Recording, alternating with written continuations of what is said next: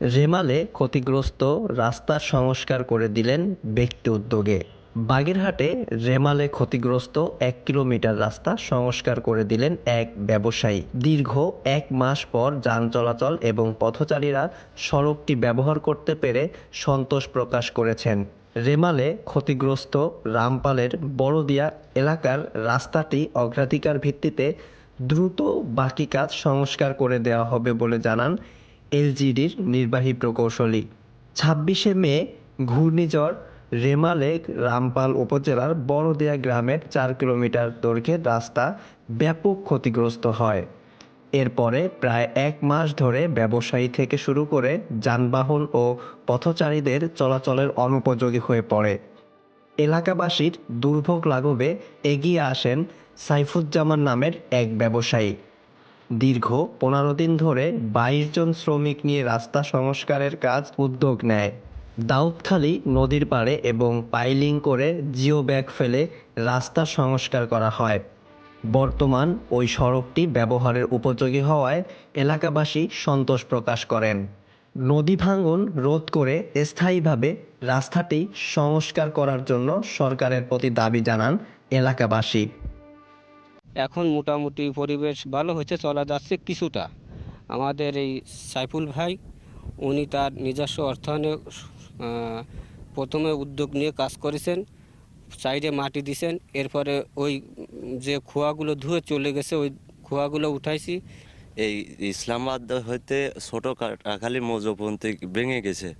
Geo bag এবং বাদ দিতে হবে। এই যে ফাইলিং করেছি এই ফাইলিংয়ে রাস্তা থাকা অসম্ভব। এই জায়গায় সরকারের কাছে আবেদন করতেছি যে স্থায়ীভাবে বাঁধ নির্মাণ করতে হবে এবং দ্বিতীয় জিও ব্যাগ দিয়ে যাতে স্থায়ীভাবে থাকে এই ব্যবস্থা করতে হবে।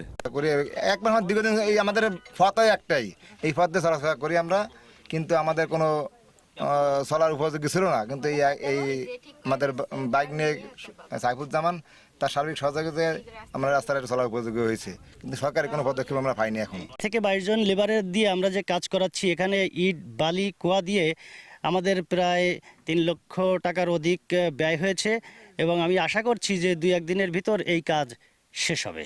হ্যাঁ, এখানে এই যে টাকা ব্যয় হচ্ছে, এই টাকাটা ব্যক্তি উদ্যোগেই হচ্ছে।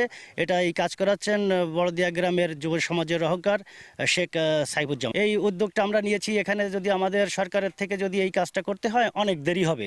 তো এই দেরি হলে আমাদের গ্রামের একমাত্র যোগাযোগের রাস্তা এটা সরকারের জন্য যদি আমরা অপেক্ষা করি তাহলে আমাদের যোগাযোগ ব্যবস্থাটা বিচ্ছিন্ন থাকে। নদীতে যে বাঙ্গর লেগে রাস্তাটা ভেঙে গেছে, আমাদের এই চলাফেরা অনেক অসুবিধা, শুধু হাইটে কিছুটা যাওয়া যাচ্ছে। আর আমাদের ভিতরে অনেক খামার আছে, এই খামারগুলোতে আসলে যে মুরগিগুলো ছিল তাই রাস্তার জন্য নিতে না পারে অনেক খামারই ক্ষতিগ্রস্ত। রেমালের পর এলাকাবাসীর দুর্ভোগ লাঘবে রাস্তা সংস্কারের উদ্যোগ নেওয়া হয়েছে বলে জানান এই ব্যক্তি।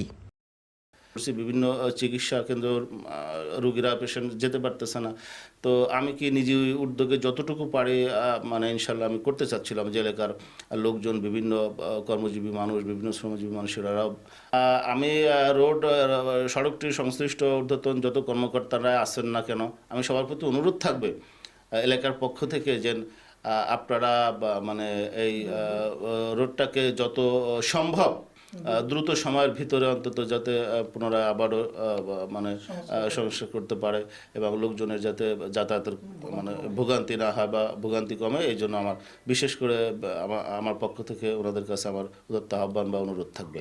খুব শীঘ্রই ক্ষতিগ্রস্ত রাস্তাগুলো অগ্রাধিকার ভিত্তিতে সংস্কার করা হবে বলে জানান এলজিডির নির্বাহী প্রকৌশলী।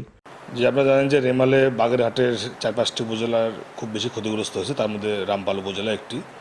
এবং আমরা যখন রেমাল উত্তর যে রাস্তাঘাটগুলো নষ্ট হয়ে গিয়েছিল বিশেষ সংস্কার করেছি, কিন্তু যে সমস্ত রাস্তার সারফেস কিছু নষ্ট হয়েছে, অনেক রাস্তা এরকম আছে, তখন পর্যাপ্ত বরাদ্দ ছিল না।